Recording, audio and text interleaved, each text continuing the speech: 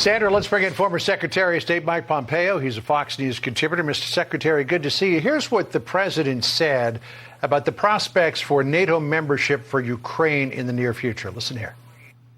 I don't think it's ready for membership in NATO. I don't think there is unanimity in NATO about whether or not to bring Ukraine into the NATO family now, at this moment, in the middle of a war. So he said that there seems to be some discussion about whether it's appropriate, but he doesn't believe it's the right thing at this time. Is he right about that? Well, John, it's great to be with you.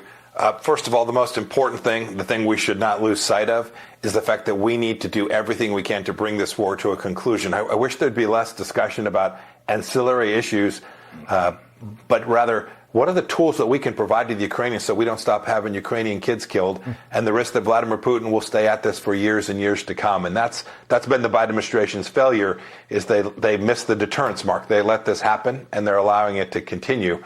As for the security arrangements in the aftermath of this, there will be a day when this ends. I don't know whether it's as important whether Ukraine is in NATO or out of NATO, but for America, for the American interest, the thing that President Biden needs to make absolutely clear is we don't want to see this happen again. We had 70 years of peace. For 4 years, we deterred Vladimir Putin in the Trump administration. We need to put together a security arrangement, an architecture that delivers that outcome for another 6 or 7 decades. It is possible to do. If that means bringing them inside the NATO umbrella formally, so be it. But the focus today has to be on bringing this to a conclusion that demonstrates to the world that aggression by folks like Vladimir Putin is simply unacceptable. To your point, Mr. Secretary, about giving them what they need to win, it looks like the most recent thing that we've decided to give them are cluster munitions, which are widely banned around the world. The United States is not a signatory to the Convention on Cluster Munitions, nor is Ukraine, nor is Russia. But in making the announcement that cluster munitions were going to Ukraine, which I'm not sure he intended to do, the president also said that we're running low on 155 millimeter howitzer shells. Listen to what he said. This is a war relating to munitions and the running out of that ammunition, and we're low on it. And so what I finally did, took the recommendation of the Defense Department to not permanently, but to allow for, in this transition period where we get more 155 weapons, these shells for the Ukrainians. I'm sure that Russia and China were quite intrigued to hear about that. Yeah, I'm sure, John. Look, where to begin? First of all, I don't know the exact status of the levels of inventory of 155 rounds. Whatever they are, you shouldn't be telling your adversary that you've got a problem. You've got a supply chain set of issues. You shouldn't brag about that. You shouldn't use it as an excuse to do something. That's the quiet part. The task is to actually fix that and actually make sure you do have the things that you need. There's no doubt Xi Jinping, Vladimir Putin all heard that. The good news is I'm not sure President Biden actually knows the answer to that. We've seen him misspeak before. And so I wouldn't, if I were them, I wouldn't take to the bank that what President Biden said is actually an accurate reflection of America's ability to deliver munitions. Last thought on this. Yeah, there's this storyline about these cluster munitions. If this is what the Ukrainians need, we should make sure they get to the right place, that they don't end up in the hands of folks we don't want them to. Yeah. Russia's already used a very similar armament against the Ukrainians. I'm untroubled by that.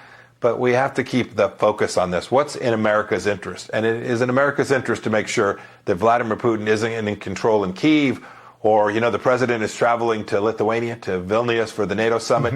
Putin's eyes were on that very place. It was on Estonia. It was on Lithuania. It was on Moldova, not just Ukraine. It seems like we've forgotten that because the Ukrainians have been so successful. Make no mistake, if we don't continue to do the things that we need to do to help the Ukrainians by providing them weapon systems they need, Vladimir Putin won't be satisfied until greater Russia is ultimately achieved. We can prevent that. I know it. We did for 4 years, John. I want to jump from military matters to issues of statecraft. Janet Yellen's just completed trip to Beijing, which saw this notable moment here as she's meeting with the vice premier, He Lifeng. And there we see her bowing not once, not twice, but 3 times as she was enthusiastically shaking Lifeng's hand. What kind of message does that send? Oh, John, I try to cut people slack. I'm sure I've done a few things in public that like they just were reflexive or what have you.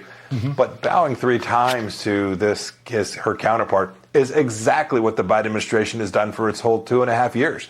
This is the third, I think, maybe now soon 4th trip of a senior American to China without a single senior Chinese official traveling here. Demonstrated weakness like talking about a minor incursion in Ukraine or what happened in Afghanistan, resulting in the death of 13 Americans. You add that to the fact that you are saying out loud, hey, we don't view this as a conflict with the Chinese Communist Party. I assure you, Xi Jinping views this as a conflict.